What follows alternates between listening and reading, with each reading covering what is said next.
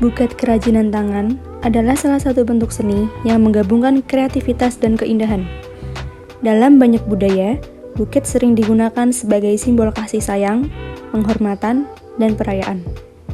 Proses pembuatannya melibatkan berbagai teknik, mulai dari pemilihan bahan hingga penataan yang estetik.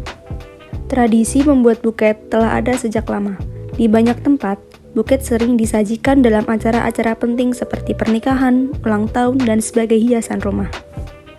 Keunikan buket kerajinan tangan terletak pada kemampuan individu untuk mengekspresikan diri melalui pilihan warna, bentuk, dan desain. Selain sebagai dekorasi, buket kerajinan tangan juga memberikan nilai emosional. Setiap bunga dan elemen dalam buket bisa menceritakan kisah tersendiri, menjadikannya hadiah yang sangat spesial. Dengan meningkatkan minat pada kerajinan tangan, banyak orang mulai mengeksplorasi teknik dan gaya baru, menjadikan buket kerajinan tangan sebagai hobi yang menyenangkan sekaligus menguntungkan. Seperti halnya perempuan berusia 26 tahun ini, Kak Vina, pemilik bisnis kerajinan tangan bernama puspitars.id yang didirikan pada tahun 2020. Rumah produksinya sendiri berlokasi di Jalan Siwarak Kandri, Kecamatan Gunung Pati, Kota Semarang. Harga buket yang dijual mulai dari 20.000 saja. Tentunya sesuai dengan tingkat kesulitan dan penggunaan bahan dalam pembuatan buket yang dipesan oleh konsumen. Pemasaran yang dilakukan oleh Kak Vina melalui sosial media seperti Instagram, WhatsApp, dan TikTok yang kemudian dikirim melalui ekspedisi.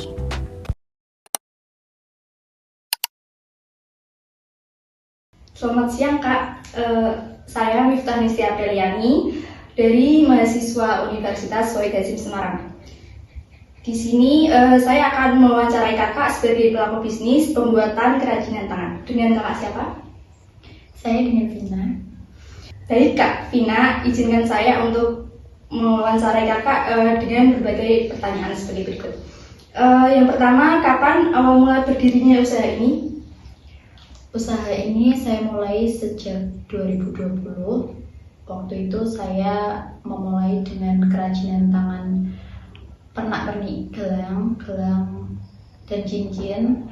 Lalu waktu itu kan masuk COVID-19 itu, di 2021 saya baru mulai membuat kerajinan tangan berupa hadiah dan buket. Baik, untuk pertanyaan selanjutnya, apa yang menjadi motivasi atau menginspirasi Kak Vina? Kenapa memilih untuk merintis usaha ini? Awalnya coba-coba aja sih Mbak.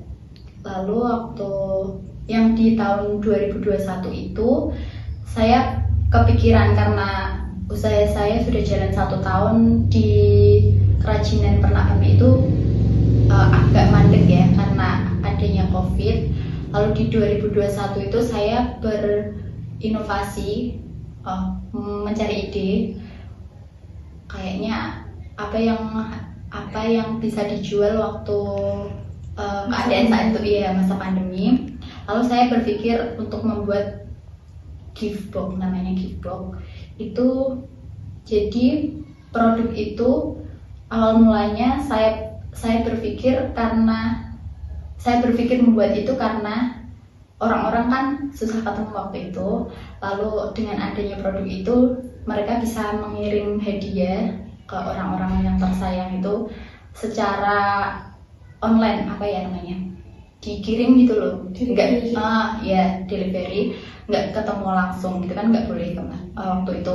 Kalau iya seperti itu awal mulanya. Baik, untuk yang selanjutnya, untuk pemasaran sendiri Kak bagaimana? Apakah dijual secara online atau sekarang sudah memiliki toko offline? Kalau online ya, kalau toko sih belum ada, tapi diambil di rumah bisa. Jadi saya menyediakan jasa untuk itu, namanya cash on delivery juga. Baik, untuk produk yang terjual bagaimana? Kira-kira terjual berapa pieces dalam 1 hari atau 1 minggu bahkan 1 bulan? Karena ini kerajinan tangan nggak pasti ya Mbak, jadi memang nggak mesti tiap hari berapa gitu. Jadi kadang tiap hari ya satu, kadang ada tiap hari sampai pernah mencapai 30 piece gitu. Itu ya musiman gitu loh Mbak. Jadi kalau ada event-event gitu saya bisa menjual sampai 30 sampai 40 piece. Baik, modal awal yang dikeluarkan untuk usaha ini kira-kira berapa? Termasuk untuk pembelian alat dan bahan? Saya pertama kali membuat usaha ini dengan modal 500.000. Lalu dengan berjalannya waktu untuk mengembangkan pastinya tambah-tambah modal juga.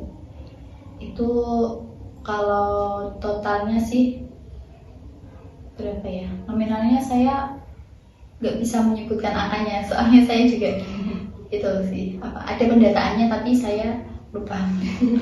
Gak apa ya Mbak. Untuk rata-rata omsetnya dalam satu hari atau satu minggu, satu bulan? Satu bulan aja ya. Kalau satu hari kan nggak pasti. Ya satu bulan omsetnya kira bersih atau seluruh penjualan? Seluruh penjualan. Kalau seluruh penjualan bisa sampai 3 jutaan sih satu bulan. Untuk menjaga agar usaha ini tetap berkembang, apa saja Kak? Kalau untuk menjaga supaya berkembang itu ya inovasi sih. Tiap waktu kan pasti ada perubahan. Kalau saya kan kerajinan tangan itu pasti tiap waktu ada yang berubah, terus ada yang minta ini, minta itu gitu loh.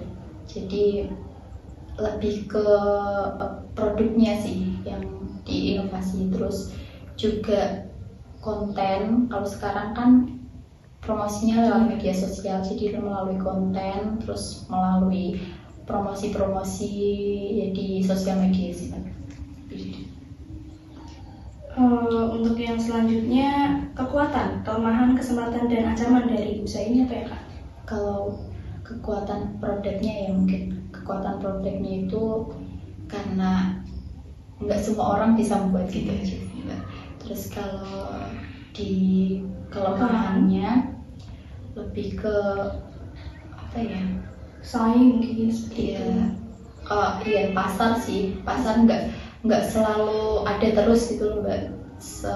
Kayak tadi di event-event tertentu itu baru banyak saya jual banyak. Kalau hari-hari biasa yang nggak ada event, nggak ada acara gitu ya sepi gitu. Ancaman dan kesempatan. Kalau kesempatannya ya itu banyak dikenal orang, terus kalau di konten gitu terus banyak yang lihat viewers di like gitu kan semakin terkenal terus ya itu senangnya di situ sih. Tapi kalau kelemahannya ancamannya sih banyak.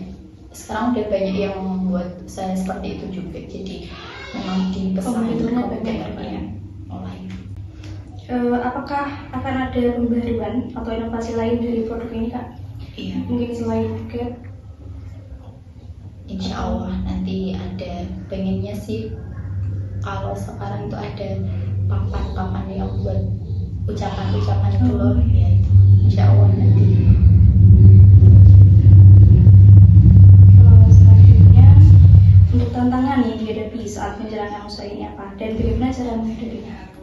Tantangannya ya tadi itu, pertama kompetitor, terus yang kedua permintaan konsumen. Jadi mereka kan nggak selalu minta apa yang saya jual, yang saya promosikan. Kadang kan minta yang kalau model ini, kalau yang kayak gini tuh gimana bisa buat ya custom ya.